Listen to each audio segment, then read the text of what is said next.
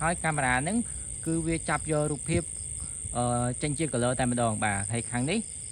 ខាងស្ដាំដៃខ្ញុំនេះគឺ 2K បាទខាងឆ្វេងដៃនេះគឺ 3K បាទអញ្ចឹងណាអូខេអញ្ចឹងយើងទៅមើលទីតាំងដែលយើងថតនេះឃើញទេបាទគឺទីតាំងហ្នឹងល្ងឹតឈឹងតែម្ដងបាទអញ្ចឹង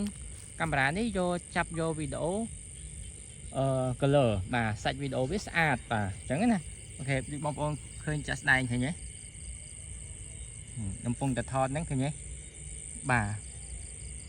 ហើយទីតាំងដែលវាចាប់បានហ្នឹងគឺចម្ងាយឆ្ងាយដែរឃើញលបងអីខាងនោះតែយើងមើលនឹងភ្នែករបស់យើងគឺមើលអត់ឃើញទេបាទភ្នែករបស់យើងគឺមើលអត់ឃើញទេបាទឃើញទេ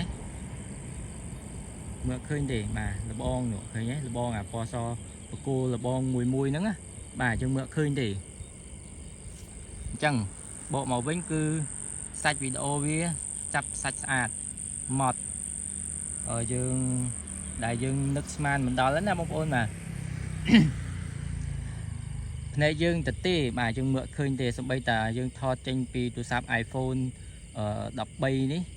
ក៏យើងមើលអត់ឃើញដែរទូរស័ព្ទយើងថតអត់កើតទេបាទយើងមើលអត់ឃើញទេតតែបាញ់ flash ហើយបាញ់ flash ទៅវាមាននៅអាចតកៅទឹកណាបាទគឺមើលអត់ច្បាស់ទេបាទប៉ុន្តែសម្រាប់កាមេរ៉ា brand ដៅ V-Color នេះបាទគឺចាប់ច្បាស់យកតែម្ដងបាទអញ្ចឹងបងប្អូនដែលចង់តឡើងឬក៏ចង់រៀបជាមួយនឹងកាមេរ៉ានេះបងប្អូនអាចពិចារណាបានបាទឃើញទេបងប្អូនបាទសាច់វីដេអូវាអែហ្មងគឺច្បាស់តែម្ដងឥឡូវខ្ញុំដើរទៅមើលកន្លែងបកគោលគោលដៅរបស់យើងបាទហើយខ្ញុំនឹងតែមើលមិនឃើញទៀតណាភ្នែកមើលមិនឃើញទេបាទយើងថតនេះយើងដើរនេះឥឡូវយើងនឹងមើលនេះឃើញទេទីតាំងដែលខ្ញុំថតនេះយើងឈរឆ្ងាយណានេះទីតាំងកាមេរ៉ានៅនោះឆ្ងាយហើយយើងចាប់នេះយើងចាប់មកនេះខាងនេះឃើញទេ